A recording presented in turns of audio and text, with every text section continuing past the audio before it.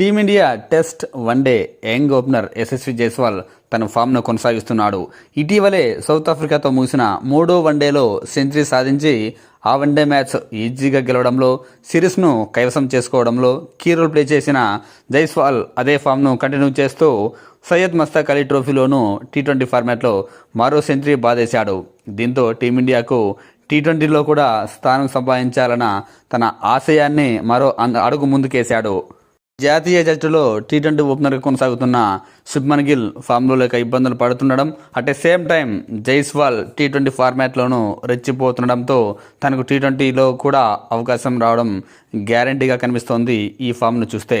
ఇక హర్యానాతో జరిగిన మ్యాచ్లో ముంబై టాస్ గెలిచి ఫీల్డింగ్ తీసుకుంది. అయితే ఫస్ట్ బ్యాటింగ్ చేసిన హర్యానా కూడా భారీ స్కోరే చేసింది. 20 ఓవర్లలో కేవలం 3 వికెట్లు మాత్రమే కోల్పోయి 234 పరుగుల భారీ స్కోర్ సాధించింది. ఆ టీంలో కెప్టెన్ అంకిత్ కుమార్ 42 బంతుల్లోనే 89 పరుగులు చేశాడు. 10 ఫోర్లు 6 సిక్సర్లతో తన స్ట్రైక్ రేట్ 212 కావడం విశేషం.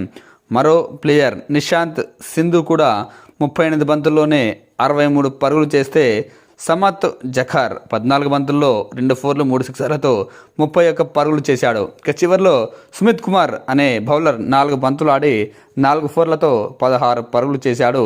తన స్ట్రైక్ రేట్ 400 కావడం విశేషం. ఇలా హర్యానా టాప్ ఆర్డర్ అందరూ కూడా రాణించడంతో హర్యానా 234 పరుగుల భారీ స్కోర్ సాధించింది. అటు ముంబై బౌలింగ్లో మాత్రం పూర్తిగా డిసప్పాయింట్ చేసింది. మరి ముఖ్యంగా కెప్టెన్ శార్దుల్ ఠాగూర్ 1 వికెట్ కూడా తీయలేకపోయాడు. అటు మరో స్టార్ బౌలర్ తుషార్ దేశ్పాండే కూడా పూర్తిగా డిసప్పాయింట్ చేశాడు. 4 ఓవర్లలో ఏకంగా 52 పరుగులు ఇచ్చుకున్నాడు. ఆ తర్వాత భారీ టార్గెట్తో బరిలోకి దిగిన ముంబైకు ఓపెనింగ్ మాత్రం అద్భుతంగా లభించింది.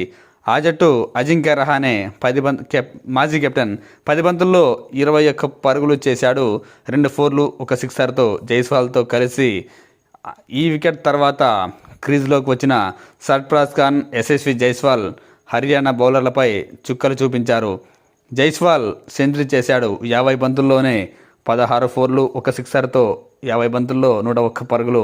అటు సర్ఫరాజ్ ఖాన్ కూడా ఈ మ్యాచ్లో విశ్వరూపం చూపించాడు.